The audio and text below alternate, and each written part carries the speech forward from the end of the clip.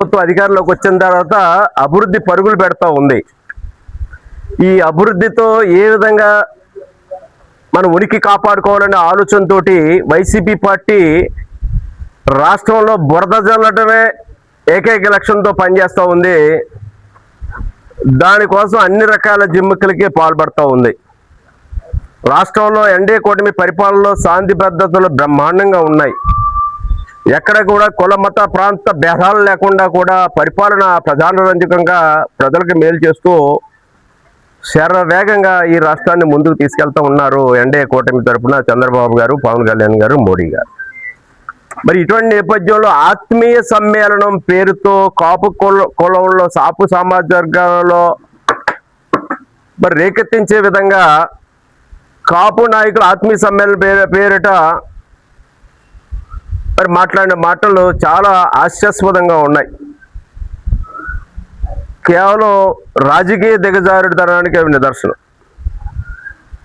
మరి అధికారం పోయినప్పుడే ఈనాడు వైసీపీ పార్టీకి కులాలు గుర్తుకొస్తున్నట్టుగా ఉంది.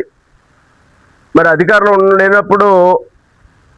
ఉన్నప్పుడు కులాలకి ఏమాత్రం కూడా దాని మీద వారు స్పందించింది లేదు. కాపు సామాజిక వర్గం పట్ల ఏ విధంగా వ్యవహరించారో ప్రజలకు తెలుసు. అసలు వైసీపీ పాలనలో కాపులకి ఏం చేశారో ఒకసారి వైసీపీ నాయకులందరూ కూడా చెప్తే బాగుండేది. కాపు సామాజిక వర్గం చెందిన నేతలు అందరూ చెప్తే బాగుండేది. కాపులకంటూ ద్రోహం చేశారు అంటే వైఎస్ జగన్మోహన్ రెడ్డి గారు వైసీపీ ప్రభుత్వం అధికారంలోకి వచ్చిన తర్వాత. ఆనాడు తెలుగుదేశం పరిపాలనలో 14-19 మధ్యలోనే కాపులకి ఏం న్యాయం జరిగిందో కళ్ళారా చూసాం. ఆనాడు కాపుల కోసం మంజునాథ్ కమిషన్ వేశారు, రిపోర్ట్ తెప్పించారు. దానికోసం కేంద్రానికి అసెంబ్లీలో తీర్మానం చేసి పంపారు. ఈలోగా కేంద్రం ఓబీసీ రిజర్వేషన్లు ప్రకటిస్తే ఆ 10% రిజర్వేషన్లు 5% రిజర్వేషన్లో ఇచ్చినటువంటి ఏకైక నాయకుడు నారా చంద్రబాబు నాయుడు గారు. కాపులకి 5% రిజర్వేషన్ కలిపి. కానీ ఆ తర్వాత మళ్ళీ జగన్మోహన్ రెడ్డి గారు అధికారంలో వచ్చిన తర్వాత మరి ఆ పోరాటాలు ఏవో ఎవరికి తెలియదు. రిజర్వేషన్లు తీసేసినా ఎక్కడ ఉనికి లేదు.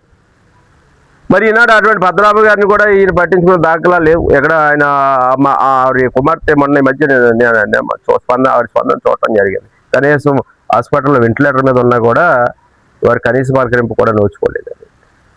అంటే ద్రోహం చేసేది ఎవరు అనేది ఈనాడు కాపులు పావులుగా వాడుకోవడానికి ప్రయత్నం చేస్తున్నది ఎవరు అనేది కూడా దీన్ని బట్టి అర్థమవుతూ ఉంది.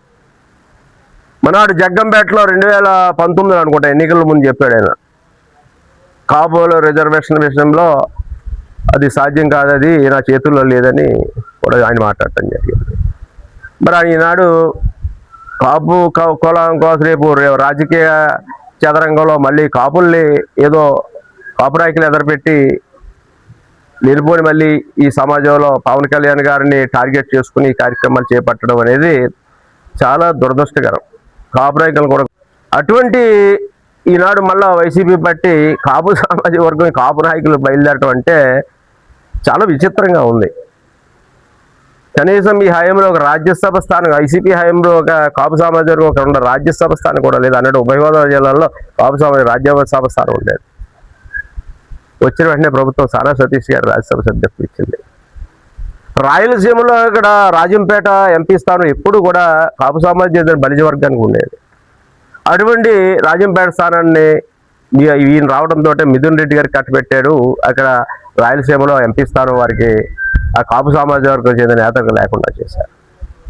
ఇటువంటి ఎన్నో కార్యక్రమాలు ఇంకా వైసీపీలో కాపుకి అన్యాయం జరిగింది, ద్రోహం జరిగింది చెప్పడానికి అవకాశాలు ఉన్నాయి. కానీ ఎక్కడ తెలుగుదేశం పార్టీలో ఆనాడు కమిషనర్ వేయటం, కార్పొరేషన్ పెట్టడం, రుణాలు ఇవ్వటం, లేదా విదేశీ విద్య ఇవ్వటం, సివిల్స్ కోచింగ్లు ఇవ్వటం మీరు కళతో చూడలేదా అని నేను అడుగుతా ఉన్నాను. మీరు 5 ఏళ్ళు వైసీపీ పాలనలో ఏం చూశారు అని అడుగుతా ఉన్నాను. ఏం చేశారో మీరు చెప్పాలని అడుగుతా ఉన్నాను.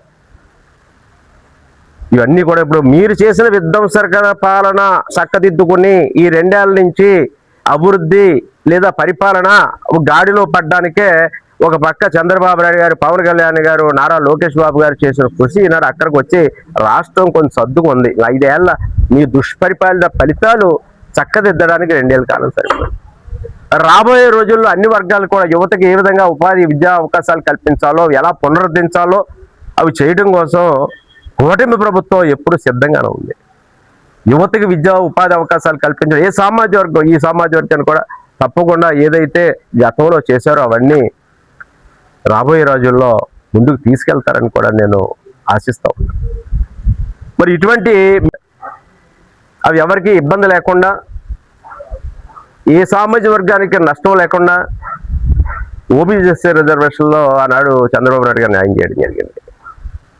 కానీ జగన్మోహన్ రెడ్డి గారు వచ్చిన తర్వాత ఏమిటి అధికారంలోకి వచ్చిన మరి ఆనాడు ఈ కాపు నాయకులు ఎందుకు జగన్మోహన్ రెడ్డి గారిని ఆ రిజర్వేషన్ల కోసం అడగలేకపోయారు? ఆనాడు ఏమైపోయారు? మరి ఆనాడు పెత్తనాలు చేసింది ఎవరు? వైసీపీ నాయకులు.